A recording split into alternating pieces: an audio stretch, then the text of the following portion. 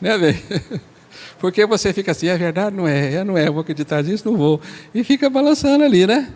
Vocês vão passar o resto da vida assim agora, né? Infelizmente, trouxemos dúvidas atrozes para vocês, né? Sinto muito. Mas Jesus veio fazer isso mesmo. Veio nos trazer a guerra interna. Guerra íntima do meu eu superior com o meu eu inferior. A gente faz a escolha para o eu inferior. Mexe comigo, não, sou bonitinho, estou em evolução, não. Não se salvar, não. Né? Toca o timbre da sua casa e fala assim, meu irmão, eu vim trazer a salvação para você. Você fala, não estou, não tem ninguém em casa.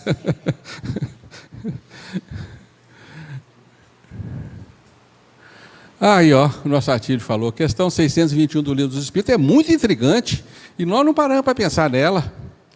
Onde está escrita a lei de Deus? Pergunta Kardec. Na consciência, responde os Espíritos. Visto que o homem traz em sua consciência a lei de Deus, que necessidade havia de lhe ser ela revelada? Ele a esquecera e desprezara. Quis então Deus que lhe fosse lembrada. Eu esqueci a lei de Deus? Eu desprezei, mais do que esqueci, desprezei a lei de Deus? Não vou dar confiança para essa questão, não. Eu não fiz isso? Fez. Isso daí vai contra a criação do simples ignorante. Você foi criado com conhecimento da lei de Deus. Você desprezou e esqueceu. E aí, como é que nós fazemos?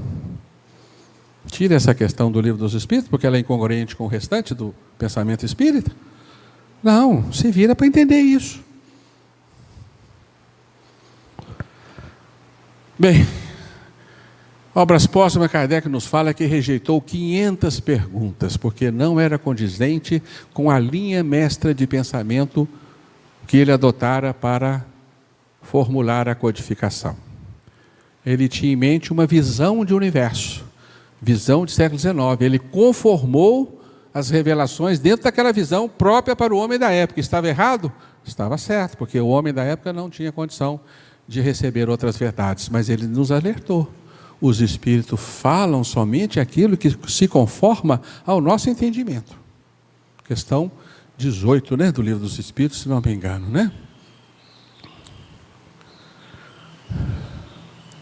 Questão 50 do Livro dos Espíritos nos mostra a evolução do pensamento espírita. É um pensamento em evolução.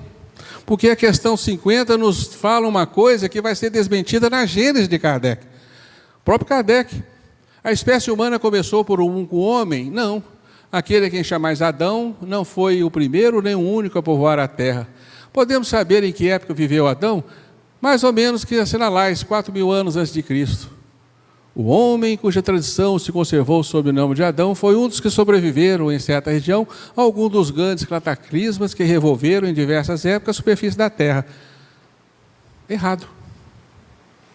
Adão não existiu, não viveu há 4.000 anos atrás, é uma figura simbólica, né? Vai simbolizar agora a raça adâmica, não é isso? Essa questão também teria que ser retirada do Livro dos Espíritos. Está claro, gente? Pensamento em evolução, verdades que devem sofrer modificações, isso que nós temos que entender o Espiritismo assim, né? Tá certo? Uma doutrina em evolução. Kardec foi muito sábio, olha o que ele diz lá, né? Muitos sistemas foram imaginados para resolver essa questão, a queda dos anjos, mas nenhum até hoje satisfaz completamente a razão. Ele não estava satisfeito com a solução do Livro dos Espíritos. Isso é publicado em 1862. Tentaremos também levantar uma ponta do véu, seremos mais felizes do que nossos antecessores, ignoramo-lo. Só o futuro dirá. Ele é muito sincero, né? O bom senso encarnado não é à toa. A opinião que apresentamos é, pois, uma opinião pessoal. Parece concordar com a razão e a lógica que aos nossos olhos lhe dá certo grau de probabilidade. Então Kardec diz-no textualmente que as verdades que estão nos fundamentos da codificação espírita estão sujeitas à avaliação futura. Mas nós não gostamos de nada que muda, né? É da nossa natureza, né? Emmanuel fala a todo instante, a obra de Emmanuel está cheia de queda. Vou ler só algumas. Porque se ontem foi o tempo de nossa morte na queda, hoje é o dia de nossa abençoada ressurreição. O que a irmã está dizendo, gente? Que ressurreição que é essa? É morrer e continuar no mundo dos espíritos? Não, isso não é ressurreição. É o retorno ao sistema. É o retorno à casa definitiva, o lar paterno. O lar que todos nós aspiramos e temos nostalgia é a casa de Deus, não é o mundo depois da morte. De jeito nenhum, o mundo depois das mortes está colorido de sombra ainda, tem umbral e tem coisas do quiprocó lá. Isso não é casa de Deus, não. Ainda que as esferas iluminadas do mundo espiritual, né, nosso lar e outras colônias felizes, não são o mundo de Deus. De jeito nenhum. André Luiz diz no livro O Mundo Maior, o plano espiritual é transitório. Uai, mas como? Eu vou morrer, vou para o mundo transitório? Não é o reino definitivo do Espírito? Não. E aí? Cadê o reino de Deus? Que ressurreição é essa?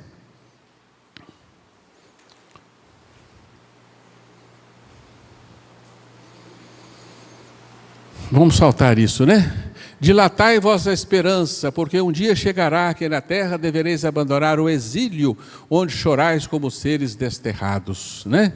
Somos almas esquecidas de si próprias, vivendo em regime de expurgo no mundo que vivemos, né? Como diz Emmanuel, né?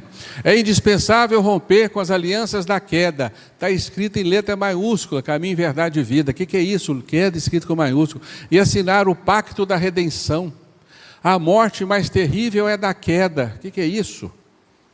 Pelo amor de Deus, me responda, o que é isso? Isso entra no olho e sai no outro quando você lê. Você lê a vida eterna de Emmanuel, entra no olho, sai no outro, você não sabe o que é vida eterna, sabe? O que é vida eterna? Vida depois da morte? Não, você vai sair de lá, vai ter que voltar para cá. Você vive uma eternidade entrecortada de vidas e mortes. Vida eterna é vida no sistema, vida no absoluto. Quando você escapa da roda reencarnatória, para de nascer e de morrer. Isso é vida eterna. Não está sujeito ao tempo mais, não envelhece, não evolui. A evolução acaba, gente. Questão 169 do Livro dos Espíritos. O progresso é quase infinito. E você fala, não, a evolução é infinita, eu jamais vou me encontrar com Deus. Vou conquistar a perfeição relativa, jamais é absoluta. Você acredita nisso? Ai de você. Jesus nos pediu, sede perfeitos, como perfeito é vosso Pai. Jesus veio para nos fazer um com o Pai. Ser um com o Pai é igualdade. Vida eterna é fim da evolução. Isso é extremamente alentador para nós. Porque você olha lá na frente e fala assim, vai acabar. Que bom que vai acabar. Vou parar de caminhar na evolução. Que beleza que vai ser. Que alívio, que descanso. Aí eu vou repousar no colinho de Deus. O seu abraço eterno. Não é? Que bacana que vai ser isso. Eu estou doido para esse dia chegar. Né? Tá certo? Nunca vou carregar corpos e mais corpos, mas chega. Ainda não tive coragem de soltar o balde. Renunciar a tudo nesse mundo, né, velho? Renunciar a tudo. Como fez São Francisco e outros místicos, né? A evolução é nossa lenta caminhada de retorno para Deus. Uai, mas nós estamos voltando para Deus, saímos de Deus, por quê? Por que Deus nos mandou para fora dele para voltarmos? Responda isso, por favor. Você está voltando para casa, não está indo para Deus, não. Isso pressupõe uma série de modificações de visão de mundo e de reformulação da realidade. Porque se você está acreditando que você está caminhando para Deus é uma coisa, mas está voltando é outra muito diferente, pelo amor de Deus, né? A cadeia de ascensão do Espírito vai da intimidade do abismo à suprema glória celeste. André Luiz, entre a terra e o céu. Mas como Deus me criou, jogou lá no abismo, me estreitou na sua escuridão, enrijeceu a minha alma no seu frio e foi embora para as altitudes do infinito e ficou lá. Sai daí, meu filho, do abismo. Ah, que é isso, meu pai? Vocês acreditam nesse Deus? Mas isso é verdade. A evolução vai do abismo infecundo da matéria às altitudes divinas, não podemos negar. Mas então você nega o amor de Deus. Ah, Deus não gostava de mim, mandou lá para o abismo. Não, meu filho, você que quis ir para lá. Bate a cabeça na parede até você acreditar nisso, porque você precisa sair do abismo. Se você não acreditar nisso, você vai demorar muito a sair do abismo. Vai ter que sofrer muito. Esse é o inferno.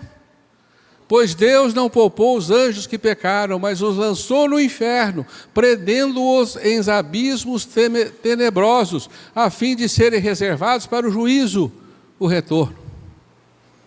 Fim dos tempos. Não é? Quem que são esses anjos presos no abismo? Está lá, o André Luiz está falando. Né? Somos nós, essas feras abissais. Né? Isso está escrito no fundo do nosso inconsciente. Lá no profundo do nosso inconsciente, nós trazemos o que chamamos arquétipos da queda, os remanescentes das nossas origens.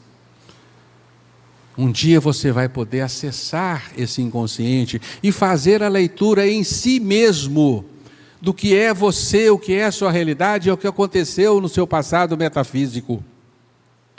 Porque lá nesse inconsciente nós trazemos uma espécie de nostalgia por um bem perdido, né? Ansiamos por valores divinos, sem sabermos por quê, porque você respira neste mundo e a alma fala assim: eu quero o amor, eu quero a paz, eu quero a perfeição, eu quero a harmonia, eu quero o bem, eu quero viver no paraíso. Isso está lá no fundinho da nossa alma, nos chamados resíduos arcaicos do inconsciente, estudados por Freud e Jung, né? Está estampada esta realidade no nosso fundo, demonstrando-nos patentemente que nós somos almas falidas. Somos seres degradados que perdemos o reino da paz, do amor, da concórdia, da harmonia, da perfeição, da ordem absolutos. E hoje nós somos feitos de aspirações por estes bens. E você não tem como responder a pergunta: por que eu sou feito pela aspiração destes bens? Lembram de ontem, saciabilidade do desejo? Nós só seremos saciados, dessedentados desta fome que nos move, quando voltarmos para Deus. Diálogo de Cristo com a samaritana: dar-vos-ei a água, se beberes dela jamais terás sede. Como nos disse também: dar-vos-ei o pão da vida, se comer deles jamais terás fome. Não é? O pão que desceu do céu, a seiva da vida que nós perdemos. Jesus disse, né, que vai nos fazer de novo beber da fonte da água da vida eterna, porque nós perdemos. Isso é a sede do nosso espírito que nos move. Vocês estão aqui por isso hoje, né? Porque no fundo da alma querem dessedentar esta fome insaciável, porque você come, bebe e continua com a alma faminta. Faminta de quê? De Deus. E você olha, fala para trás e fala assim: ah, minha mãe não me amou o tanto que eu queria, por isso que eu sinto essa carência. Não, a sua alma é carente do amor divino, né? Está acabando, né, gente? Ah, mas o Evangelho, a maior evidência está no Evangelho. O Filho do Homem veio salvar o que se havia perdido. Eu? Sim, todos que aqui viemos. E a parábola do filho pródigo, né? Poucos dias depois, o filho mais moço, juntando tudo, partiu para um país distante. Ali se desperdiçou os seus bens, vivendo dissolutamente, né? E Deus amou o mundo de tal maneira que mandou o seu Filho unigênito para que todo aquele que nele crer não pereça, mas tenha vida eterna. Ah, que coisa maravilhosa agora é esse versículo de João, né? Jesus, por amor, veio à terra nos resgatar. Emmanuel, o Velho Testamento é o alicerce da revelação. Gênesis mosaico. Da revelação divina. O Evangelho é o edifício da redenção das almas. Como tal, devia ser procurada a lição de Jesus. Vocês acreditaram nisso que Emmanuel nos falou? O que é redenção? Vai lá no dicionário ver o que é redenção. O Evangelho é o edifício da redenção das almas. Como tal, ele deve ser visto. Vamos lá, aqui o Wise. Redenção. Livrar de situação difícil. Salvação. Né? Resgate. Redenção é salvação. A gente tolera essa palavra na literatura espírita. Mas se Emmanuel tivesse escrito salvação, não, quero isso não. Isso é coisa de crente. Então ele só mudou um pouco a palavra, mas redenção é salvação. Vamos chegar à resposta daquela questão que eu anunciei para vocês? Por que o Evangelho é boa nova? Qual que é a boa notícia que Jesus trouxe? Pronto, essa é a boa notícia que Jesus nos deu. Alguém fala assim, ele veio falar que Deus é amor. Ele veio nos ensinar o caminho para chegar aos altiplanos da evolução. Ele veio educar o nosso espírito para a ordem. Não. Pois é, imagine vocês visitando um presídio, cheio de seres condenados à prisão, entre aspas, perpétua. Tá? Aqueles seres, não tem jeito mais para eles, vão ficar presos lá. Você chega lá para dar uma boa notícia para eles. Aí você fala, meu filho, Deus te ama. Meu filho, vai estudar, vai aprender, que você vai ser um ser melhor do que é. Tchauzinho para vocês, fica preso aí. É uma boa notícia? Mas se você chegar lá e falar para esses seres que estão condenados à prisão eterna, meus filhos, eu tenho uma chave para libertá-los. Eu conheço um método infalível para que vocês saiam dessa prisão. Essa será uma notícia revolucionária. Essa é a melhor notícia possível que você pode dar para um prisioneiro. Essa é a boa nova do Evangelho. É o que você falou. Eu não acreditei nisso. Porque eu não me reconheci como um prisioneiro que precisa ser libertado. Então eu neguei a doutrina da salvação do Cristo. Infelizmente, Kardec fez isso. Ele pegou o Evangelho, tirou tudo que falava de salvação,